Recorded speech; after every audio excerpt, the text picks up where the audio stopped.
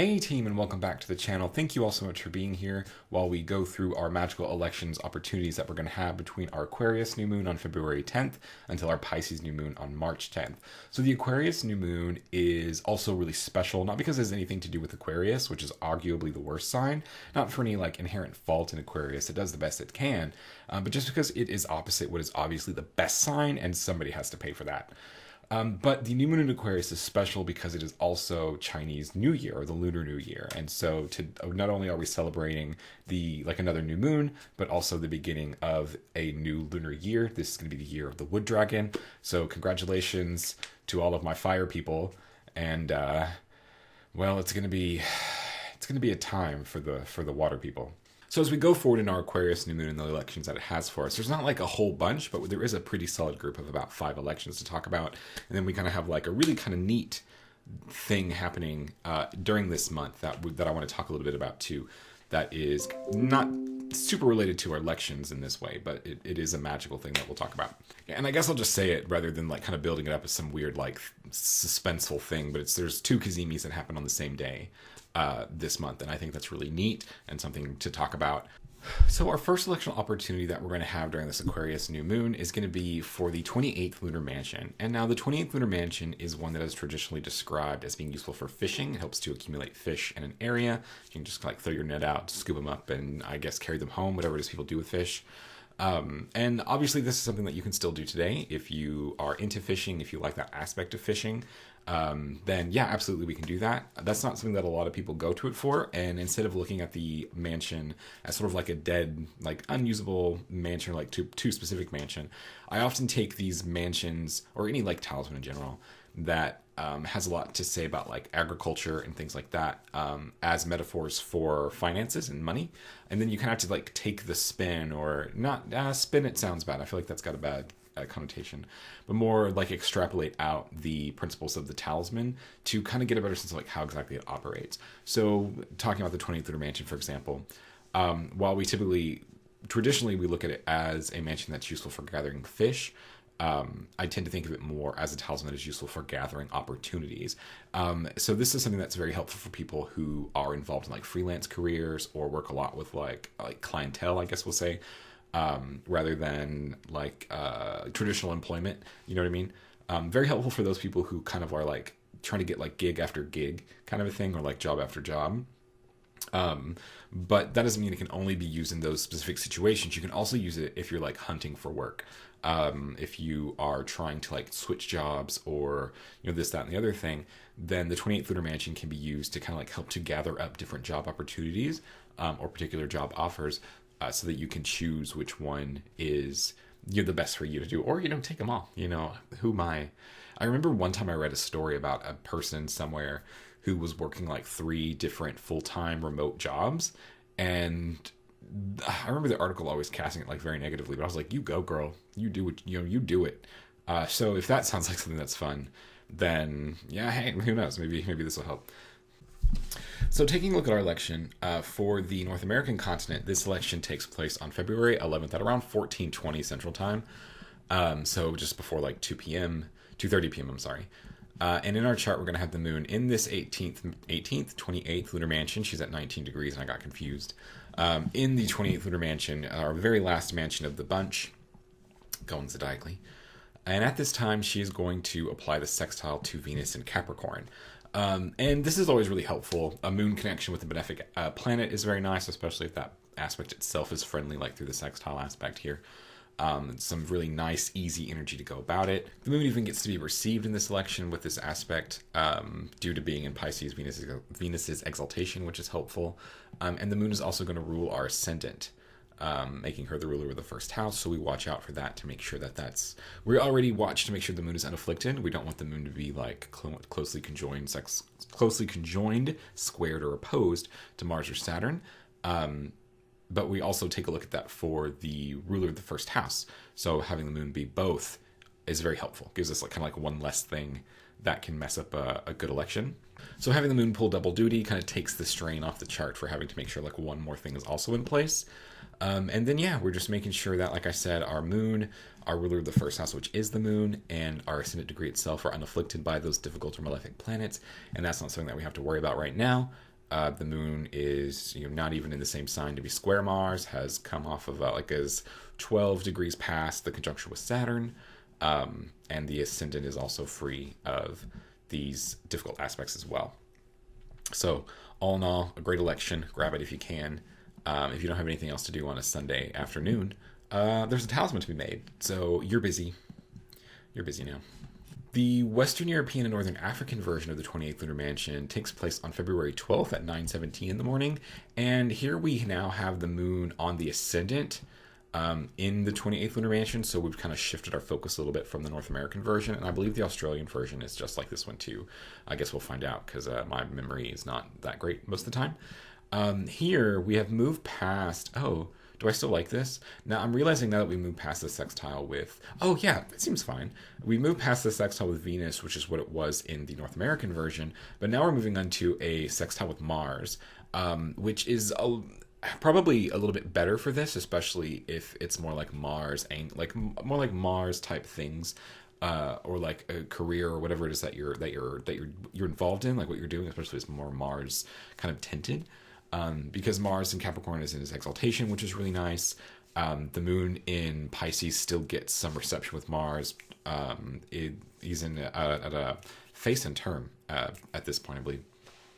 So we get a nice Mars thing with it.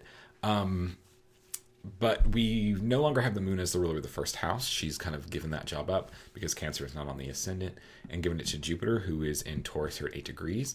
And right now this isn't going to be a problem, Jupiter in Taurus, but it will become a problem later on because there's a square forming between Mars and Saturn. And like right now it's in different signs and it's like 10 degrees away, so I don't think it's a big problem.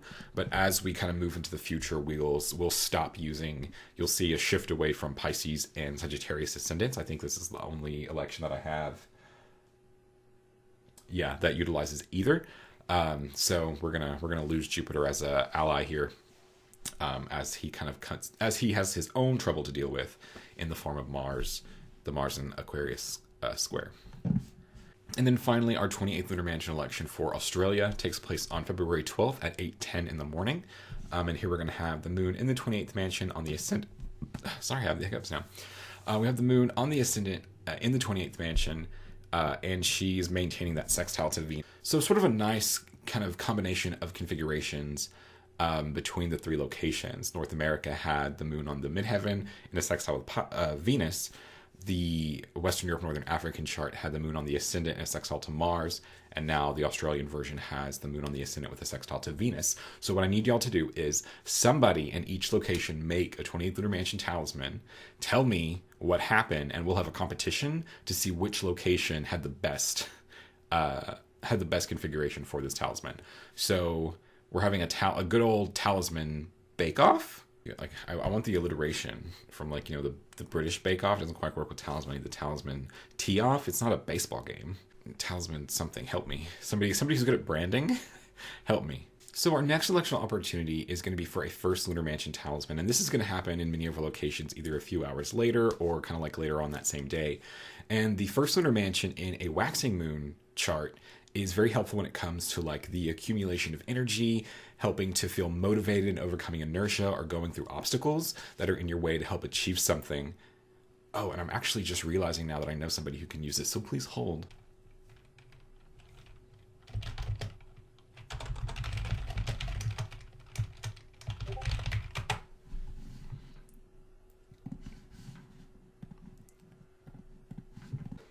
So first Lunar Mansion, great for accumulating energy, helping to overcome inertia, boredom, and getting motivation to accomplish things, helping to move through obstacles and shake them off before they become an issue. A nice talisman to have. Not one that I really recommend for helping like more long-term issues, like dealing with burnout or situations like that. Sometimes you just need to rest, and the first Lunar Mansion is not going to give you rest, but it can give you sort of like the burst that you need to overcome something, whether that's like getting through like a creative or writer's block, or kind of not knowing what to do next, or maybe you know what to do next but just don't have like the gumption, the wherewithal to apply yourself to get started doing it. The first Lunar Mansion can be super helpful with all that stuff. So taking a look at our election for the North American version, this is going to take place on February 12th at just before 9 in the morning. This is the chart set for like 8:59. And here we're going to have the moon like right at the beginning of the first lunar mansion, and she's going to be applying a sextile to Mercury. So my initial reservation with the election is just that the moon and Mercury aspect is very wide. It's very far out. It's about like 10 degrees, and ideally we would have that much closer. So that might be something to consider whether or not you move forward to make the chart or like to make the talisman with this chart. Where I am now, I'm not sure if next month has a better option for this, if there's like a better aspect that's much tighter. I can't tell you. And there's obviously no way that I could look it up. So like until they invent a program that lets me kind of forecast the positions of planets in the future, this is the best I can do. So I'm not sure about that. But for many people, the choosing Mercury as an option, or like highlighting Mercury as an option, might seem a little weird. Mercury is traditionally like very frantic and a little like erratic in how it kind of moves about and does things. So it can be a little bit difficult to like aim steadily and apply to like a thing. But I really do enjoy Mercury as kind of like a participant in this, especially if you're somebody who is dealing with like inertia or pushback or like lack of momentum or anything like that. In a Mercury thing, whether that's like you're working in a Mercury related field and this can be helpful with that, or you're struggling with like writing, like some sort of writing process, me right now, so I will probably make this and let you know how it goes, or like getting paperwork to go through, or like bureaucracy stuff, then I think this could actually be very helpful, because Mercury is all about kind of greasing the wheels of all of that, and that kind of erratic, frantic kind of minima energy can be very helpful, because you never know what is going to like jostle up to kind of get the situation moving forward. So I do like that, even though the aspect is kind of wide and Mercury is kind of like a kind of seemingly like a weird choice. I think it pairs up very nicely with the kind of purpose of the talisman. Mars is going to be the ruler of the first house here with Aries on the ascendant. Mars is doing fine. Not in a bad aspect with Saturn. Not too close to the sun to worry about. And then the moon is also obviously doing fine as well. So if you're feeling, a little down in the dumps or stuck with something that you need to get done, the first lunar mansion can help shake things up and get you going. The Western European and Northern African version of this chart is very similar. It's just that it takes place on the midheaven instead of the ascendant here. So the moon in the first mansion, very new into Aries. Still applying that sextile to Mercury. Kind of as I said before, the aspect is kind of wide, and Mercury might seem like an odd choice, but I think it's very useful for somebody who is specifically struggling with pushback or inertia in a Mercury-related field or activity. Perfect. And then we have the moon as the ruler of the first house. The ascendant degree is not opposite Mars yet. We're getting kind of close to it. So if you prefer, while this chart is set for like 1505, let me see how far back you can go without another problem, and then we'll go from there. Because I think I actually had this one initially kind of far back.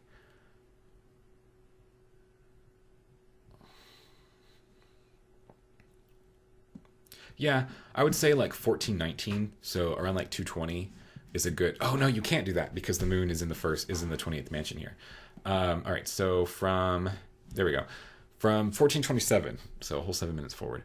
From about 1427 until the opposition with Mars to the ascendant degree gets too close to your liking. I'm usually a 5-degree kind of guy, but some people have different buffers that they like.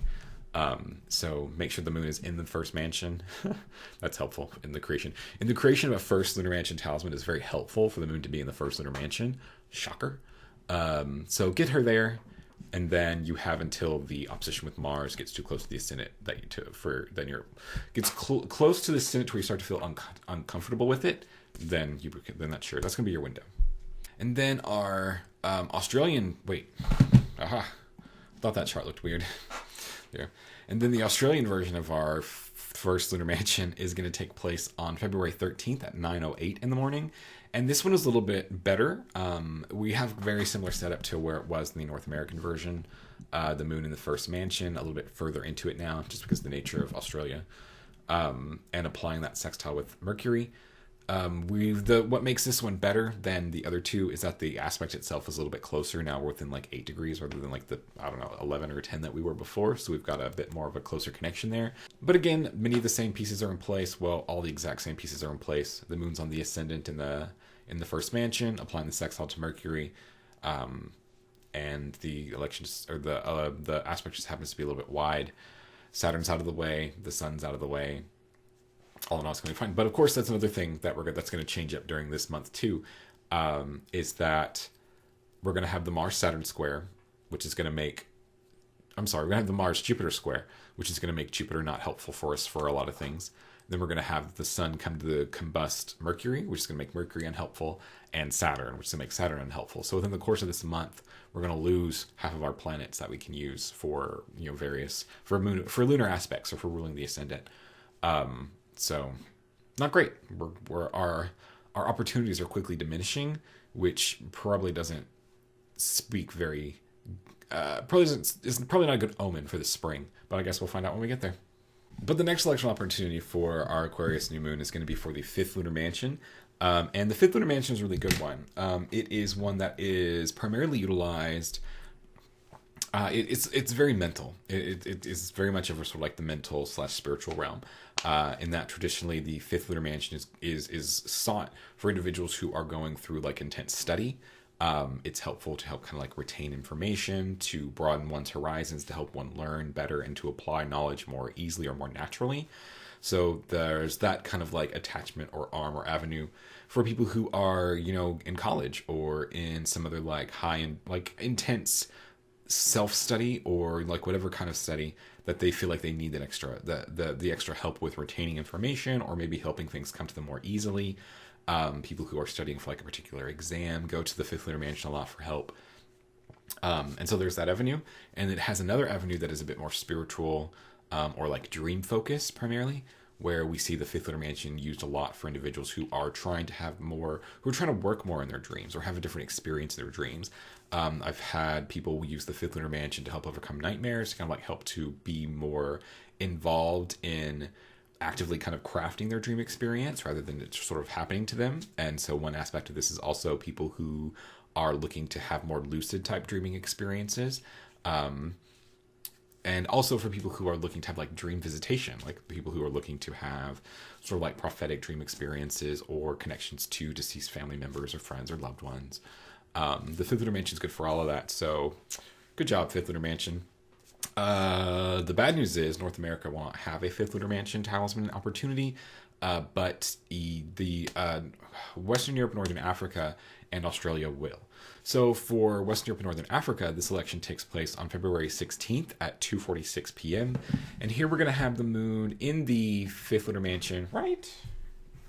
Book! Whenever I have a book that's out of reach, I always think about the scene in Hocus Pocus where Winifred Sanderson just like calls the book and the book like floats to her. I'm like, damn, what a good power that would be for me in this particular lifetime. But unfortunately, since I don't have the power to like sing a book to me or a cat or anything, I have to go and physically get it to make sure that I haven't lost my damn mind. Okay, I got it. It came to me by going to get it. Okay, I didn't lose my mind. And I know where the 5th Lunar Mansion starts, actually. I don't know. For some reason, I got confused, and I thought this wasn't the 5th Lunar Mansion. But here we have the moon in the 5th Lunar Mansion. I've double-checked to make sure that is the case. And she's applying a square to the sun. Now, of course, if you've been here for, like, 2 videos, you know that I like the sun. I mention it every time. I'm mentioning it now. For some reason, I just can't do Ryan go one electional video without talking how much he likes the sun challenge. We'll try that one day. So I like connections with the sun. For Lunar Mansion talismans, especially for ones that have like obviously a solar kind of bent to them. And the 5th Lunar Mansion definitely has a solar kind of streak with it, where it comes to like clarity, understanding, like seeing, and or having kind of like more spiritual experiences that way. So we have a really nice connection with a planet that is very close to the sort of intention or kind of energy behind the Lunar Mansion here. It happens through a square, which isn't awesome. I don't love squares when it comes to electional opportunities. But any aspect is better than no aspect unless it's opposition because they're trash. Somebody needs to put that on a mug. That needs to be my catchphrase. So as long as we don't have an opposition or we don't have no connection, a square is fine. Like, it's not awesome. Trines are awesome. Trines with the sun are great. Squares, they're fine. And at the same time, while this is happening, the moon is the ruler of the first house. So again, another situation where the moon kind of pulls double duty as, the connector that we watch out for to make sure isn't corrupted, and then the ruler of the first house, who signifies the individual the talisman will be working on, and we want to make sure that that is safe so that there is not a bad time that happens as a result of the talisman being made. So that's going to be our setup here. The moon is unafflicted by Mars or Saturn. She's kind of in the middle of them, though. kind of scarily in the middle of them. But the sun's there to help her out. Well, technically, she separated from Mercury, went to the sun, and that's where she is now. And yeah, the ascendant degree is safe as well. And this is another one that you can kind of push back if you don't like the Mars opposition being so close. It's like 12 degrees away, which I think is super fine. But everybody has their own levels of comfort. You can back this up more. The main thing I was trying to balance is keeping the moon in the 11th house. I have the hiccups again. Keep the moon in the 11th house. Don't let her go down here. This is no. I don't know what I just drew, but don't let her go in the 12th house. Keep her in the 11th house if you're going to push the ascendant back more. And then the fifth, I threw numbers out there for a second. And then the fifth lunar mansion opportunity for Australia is going to take place on February 16th at around 1724. Here we're going to have the moon in the fifth lunar mansion, right? No, it starts at 21 degrees Taurus, Ryan. We're going to go to the fifth lunar mansion here on the midheaven, closer to the midheaven, much more angular now just because of how far south the location on Australia is. And she's going to be applying that square to the sun. I love the sun. I love aspects to the sun with the moon, except for oppositions. Don't like those. Or conjunctions. They're fine, I guess. Just not the lead up or the ending to it. And then the moon is going to rule the first house as well here. Unafflicted by Mars or Saturn. The moon and the ascendant degree are. And kind of the same thing again. If the Mars opposition is a little too close for comfort, 10 degrees away, I think that's fine. You can back the ascendant up to give you some space there, and just keep the moon. I would say for this one you could go super far, I guess. Just don't let the moon go into the 12th house and kind of play with it. But the more angular the moon is, the better. Unless it's the third house, which that kind of doesn't count. It's the whole thing. But yeah, just keep her there, and you can back this up if you want to. But the 1724 times should suffice, unless you just really, really hate Mars oppositions, like being anywhere close to the ascendant degree, which mood. So the next electional opportunity that we're going to have during the Aquarius New Moon is going to be for the 7th Lunar Mansion. And the 7th Lunar Mansion is a really great, flexible mansion, very open to kind of how it works. It's for the acquisition of all good things, is what the texts tell us. And it tends to have a little bit more of like a financial spin to it. So while other mansions that are for like the acquisition of all good things, like the third, more specifically, tends to be a lot more open-ended in how exactly or what exactly it can accomplish, the 7th has a lot of more like financial undertones to it, just in like some of the other secondary powers that it has. So if you need good money things, then the 7th Lunar Mansion can definitely, help you get on the path to get that going. But it is not super specifically limited to finances. It just seems to really specialize in that. Just kind of going off of some of the secondary things that are associated with it as well. So our North American opportunity for the 7th Lunar Mansion is on February 18th at around 1305. And here we're going to have the here we're going to have the moon in the 7th mansion on the ascendant. That's what it was. Okay. So a lot just happened in my head there. But I had a note in my thing that says double check, but I didn't write down what to double check, and I didn't do that because I do that here. So I was like, what am I supposed to double check? I don't understand. Like the moon's applying to the right planet and all blah. But what it is what I meant to double check is that we have the ruler of the first house as Mercury, and Mercury is kind of close to the sun here. So I need to double check in my head how close we were to light combustion, and we're kind of right there. So we might change the selection up a little bit to see where we can go with it, and that's what I was trying to double check. Yeah. Okay, so instead of doing it the first time of whatever it was, 1305, I don't think I've said that yet. Let's try for 1705. Let's get more of a middle degrees of Leo going rather than a Gemini rising going. I would have really liked the moon. I would really like the moon in Cancer, like a Cancer rising again. But that'll put the moon in the 12th house, and so we're not going to do that. But in the 11th house is fine. We can do a mid Leo. The sun's fine here, and there's not we're kind of straddling, we're past the opposition with Mars.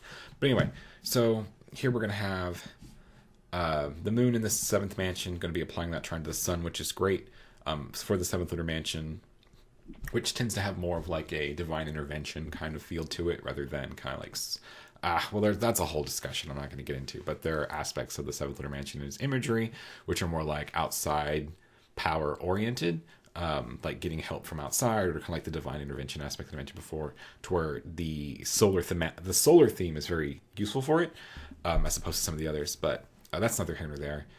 And then we have the ruler of the first house, that's the sun.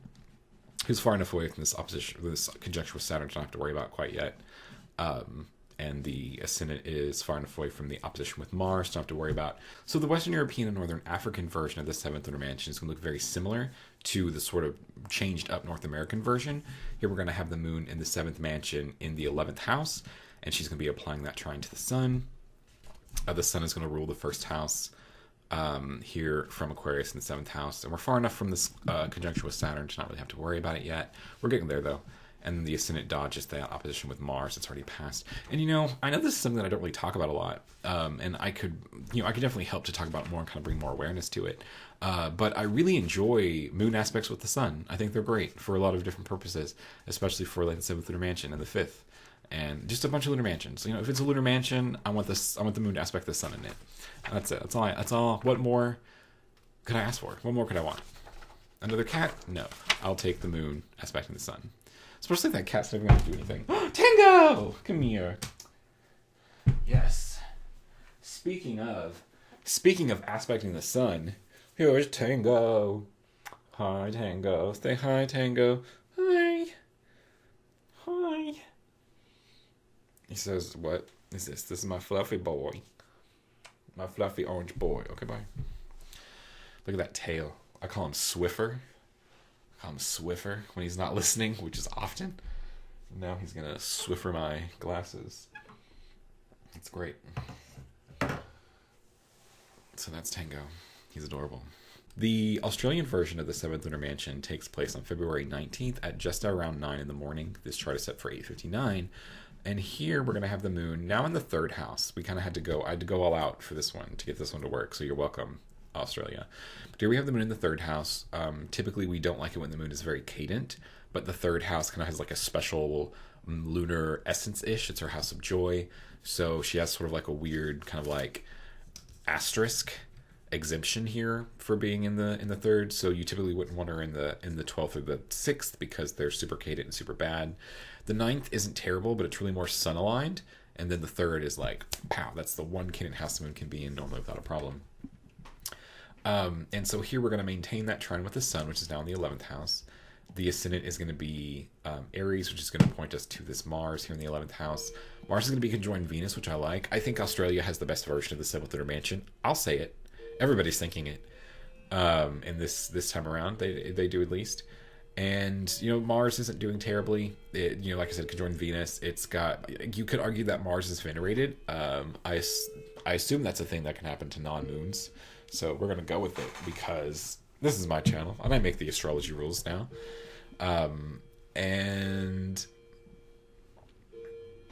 But Mars gets a lot more out of the square with Jupiter than Jupiter gets with Mars. Saturn's not involved to make things bad. The sun's not combusting anybody. None of that bad stuff. I like the Australian 7th Lunar Mansion. So Australia, go and get all good things, but just remember the little people. Me, I'm the little person. So those are all your electional opportunities for the Aquarius New Moon, but we do have a couple of Cazimis happening this month, and it's unique because they're happening basically the same day. I think just about 13 hours apart. And while Cazimis themselves are not uncommon experiences, every planet will Cazimi at least once a year, and a couple of them will Cazimi multiple times. Mercury is like 3 times, well, 6 times, I guess, if you go back and forth. Venus usually about twice, and then the moon, 12 to 13 times because she's an overachiever. Having 2 on the same day is kind of a lot. And so typically when it comes to Cazimis, I don't necessarily recommend talismanifying them unless they meet very specific considerations, like we did with the Mars Cazimi in Scorpio a couple months back. They can be really great ritual times to sort of clarify and clear out any sort of baggage or negative experiences that you have with a planet that is being Cazimi, so like Mercury and Saturn in this instance. They can be especially helpful for people that it's happening at like 9 degrees Pisces. So people who have planets close to that, or maybe even have their own natal Mercury or Saturn close to that degree, or in an aspect with that degree, could probably get a lot out of a ritual to help kind of like clean or start over, especially if there are people who have been thinking about like working with Mercury or Saturn on a more like planetary ritual level. This can be a great sort of like commemorative date to start that. If it's something you've been thinking about, but have like been putting it off or been looking for a sign from the universe to do it, here it is. It can just be really great to do.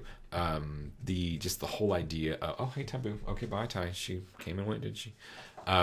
Just the whole, it's actually funny because I often think about Ty as being like my Mercury Saturn cat, and here she is being like offended that I'm talking about a Mercury Saturn Cazimis. So if you have a good amount of time between the two Cazimis to kind of do whatever you need to do, it can also be a good time to sort of reevaluate your connection with pre-existing Saturn and Mercury talismans if you have them. How are they doing? How are they working out? Are they still doing the job you need them to do? Has that mission been accomplished? That kind of thing. But overall, Cazimis are primarily useful for that ritual starting over. The Cazimi cleanses the planet. It gets it started for its next cycle. And having that, participating in that to some extent, can be very helpful in kind of setting the scene for what your next year with that planet is going to be like, or like what your next cycle with that planet is going to be like, and sort of the expectations that come with it that either you have or maybe the planet has for you. Who can say? So I definitely recommend taking some time to think about and reflect on like what a Cazimi practice might look for you. I often recommend like ritual bathing or cleaning kind of Mercury or Saturn related things, since those are the Cazimis that are going to happen. Clean out your keyboards. That's important. And maybe just think about how those planets interact with you in your life, ways you can make it better, ways the planets can make it better, because let's be clear on who the problem is in this relationship. It's them.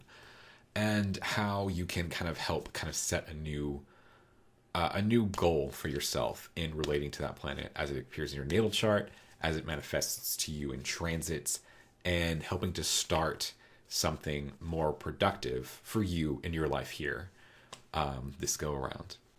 But alrighty, thank you guys so much for being here. Those are all the elections that I had to share and all the kind of the stuff coming up that I wanted to talk about.